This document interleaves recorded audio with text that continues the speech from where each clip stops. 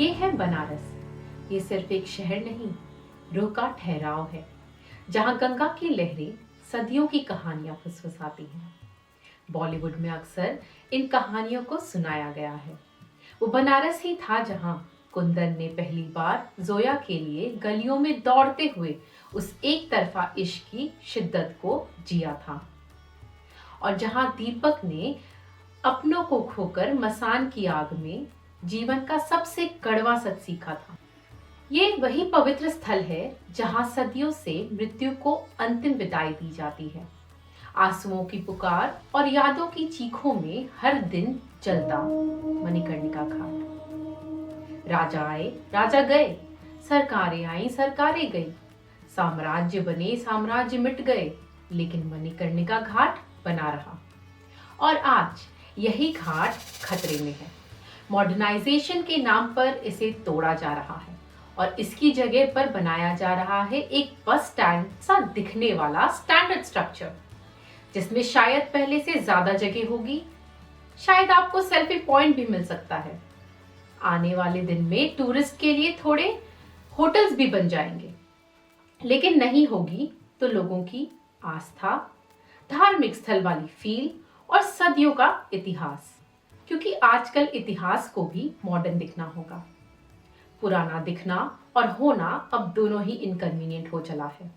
आज भारत में सुंदरता का नया मतलब है, जो पुराना है उसे हटाओ, जो टेढ़ा है उसे सीधा करो, और जो जिंदा है उसे थोड़ा मैनेज करो। एक ट्रेंड चल पड़ा है कि पुराने मंदिर, घाट और उनके आसपास बसे मोहल्ले सब हटाए जा रहे हैं। उनकी जगह बन रहे हैं चौड़े रास्ते, खुले प्रांगण और लगाए जा रहे हैं चमकदार पत्थर। काशी विश्वनाथ कॉरिडोर, केदारनाथ का पुनर्निर्माण, सोमनाथ के आसपास का विस्तार, जगन्नाथपुरी का नया रूप, महाकाल और अब मणिकर्णिका घाट, ताकि जगह साफ दिखे, खुली दिखे और नेताजी के ड्रोन शॉट में अच्छी लगे। सवाल ये है, इसकी कीमत कौन चुका रहा है? मेरा पहला जवाब होगा इतिहास और हिंदू संस्कृति। मणिकर्णिका घाट कोई इमारत नहीं है, ये एक जीवित परंपरा है। यहाँ सकरी गलियां, भीड़, धुआं और अव्यवस्था ये कमियां नहीं है, ये इस जगह की व्यवस्था है। और इस व्यवस्था में कुछ हो ना हो, लोगों की आस्था है और एक सुकून है। ये घाट किसी ब्लूप्रिंट से नहीं बना, ये सदियों में लोगों और उनकी आस्था, रिवाजों के साथ बना है।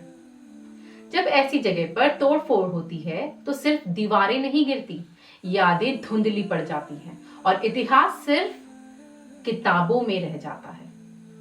इस घाट के पास बना एक पुराना मंदिर जिसमें देवी अहिल्याबाई होलकर की मूर्ति थी, उसको हटा दिया गया, जिससे मध्य प्रदेश से उत्तर प्रदेश में प्रोटेस्ट और लोगों में गुस्सा देखा गया।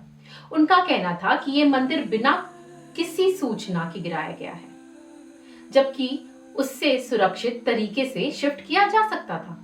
बात यहां सिर्फ एक मूर्ति की नहीं थी, बात थी सम्मान, परंपरा और एक ऐसी रानी की जिन्होंने खुद देश भर में घाटों का संरक्षण कराया था।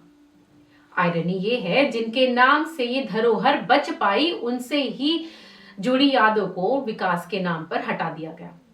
और शायद यही फर्क होता है हेरिटेज को संभालने और उसे सिर्फ नया बनाने के बीच। कोई भी विवाद नहीं करना चाहता।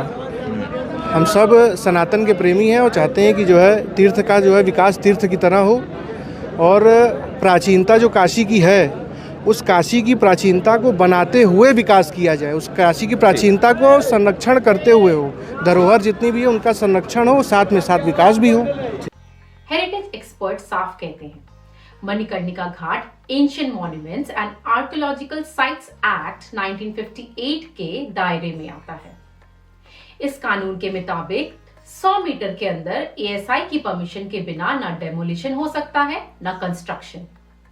कम से कम हेरिटेज इंपैक्ट असेसमेंट होना चाहिए था।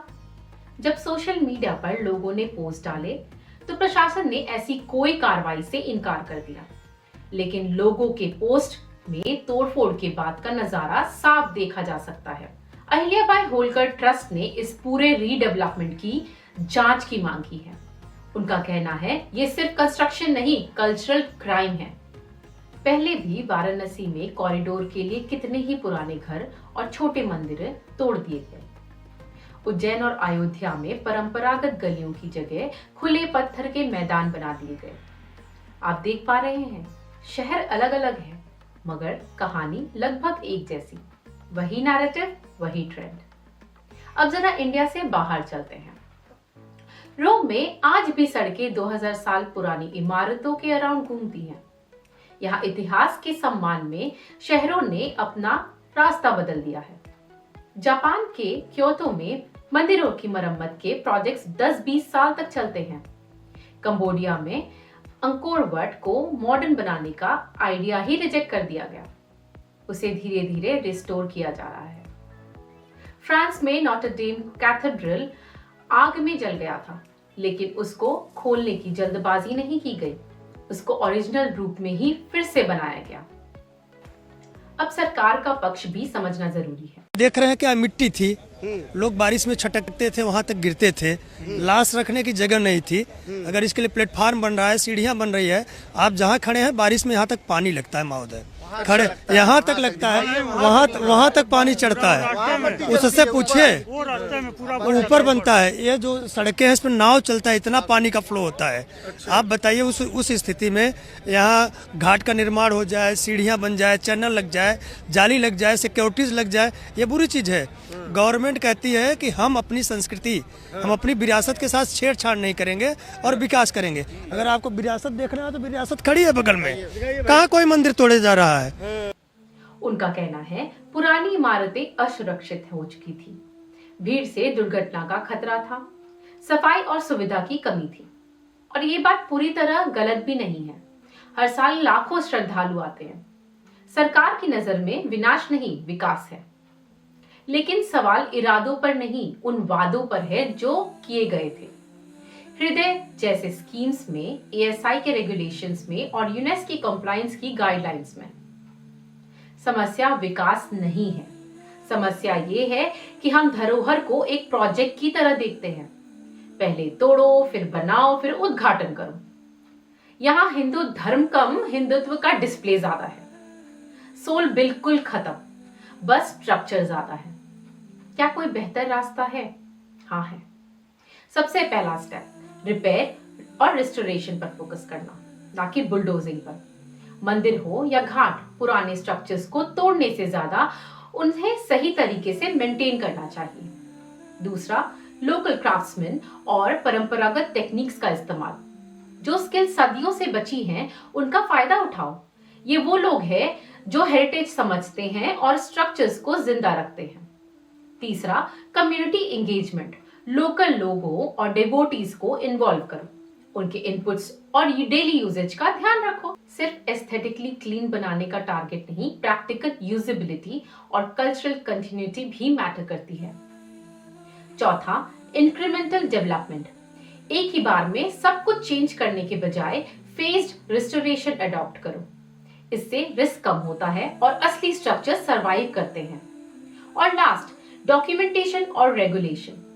हर रिपेयर और रिस्टोरेशन प्रॉपर्ली डॉक्यूमेंट करो, ताकि फ्यूचर जनरेशंस को पता रहे कि स्ट्रक्चर का ओरिजिनल फॉर्म क्या था और क्या काम किया गया। सरकार को ये 5 तरीकों पर जोर देना चाहिए और मान लेना चाहिए कि इतिहास तो वही है जो समय ले। और अगर आप सच में इतिहास बनाना चाहते हो तो समय तो लगेगा साहब। अंत में मैं आपको इन कुछ पंक्तियों के साथ अलविदा कहना चाहती हूँ, जो मणिकर्णिका घाट की आप बीती को बयान करती है। लेकिन उससे पहले अगर आपको ये वीडियो पसंद आया हो तो लाइक, सब्सक्राइब करें और अपने दोस्तों परिवार वालों के साथ शेयर करें। अगर आप बनारस से हैं या कभी वहां गए हैं तो हमें आपके विचार कमेंट बॉक्स में बताएं। हम ना सिर्फ आपके कमेंट्स पढ़ेंगे बल्कि आपके सुझावों को आने वाले वीडियोस में इंक्लूड भी करेंगे। मैं Vishakha Gupta, keep connecting the threads. नमस्कार। इन रास्तों से इनके बेकरीब होने का गुमान न छीन लेना। राख होती जिंदगियों से उनका आखिरी सम्मान न छीन लेना। इन दीवारों पर कई किस्से लिखे हैं, इन्हें रंग कर इनसे इनकी पहचान न छीन लेना।